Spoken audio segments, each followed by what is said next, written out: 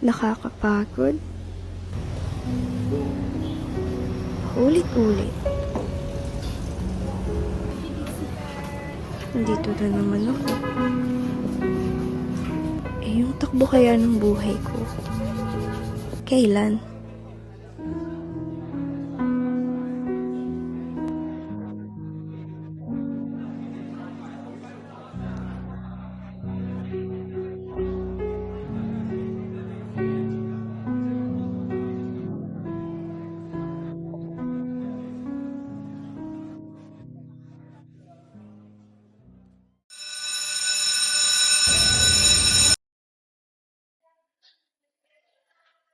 Good morning, class. Good morning, ma'am. So, what is this prayer? Let us be aware was done.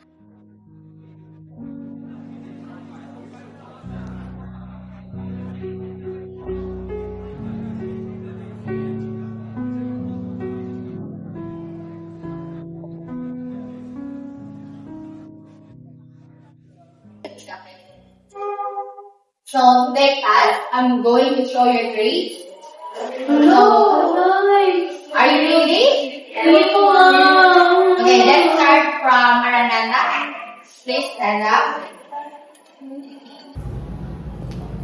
Your grade, and I hope my protein next semester. So next is Lami.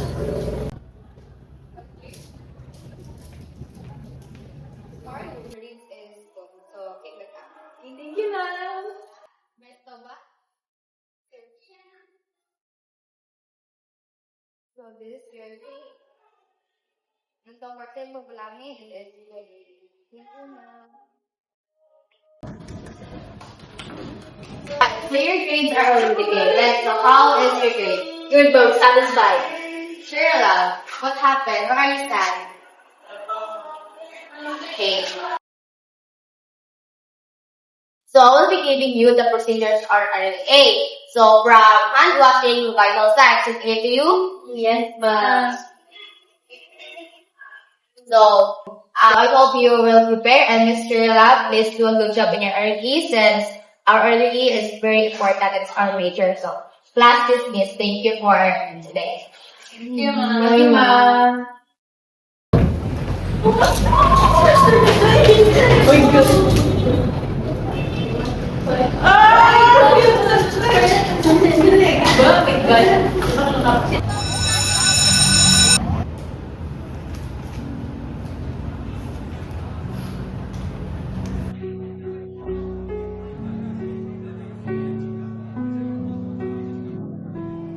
What if wala ko nag-nursing? Makaya baka nila ako. Isa na kaayo. Hindi mo ko kaya. Pressure na kayo ko.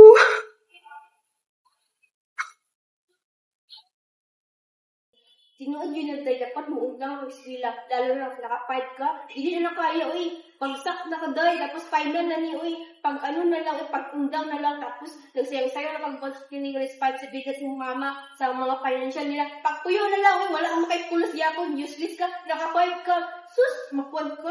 Pag-nursing, pag-ikaw nga. Malisod ka. Yung birthday, lisod ka na. Tapos, Kaya yung pag-saminaw sa imong mga negative thoughts kay kanang mga challenges na ni Lord para hindi mo kang strong. Kaya yun lang kita na ay solution ang kanay. And hunahuna ang mga sacrifices sa imong mga parents. Kaya hunahuna nga kay mo ang motivation na suklian ninyo sila in the future.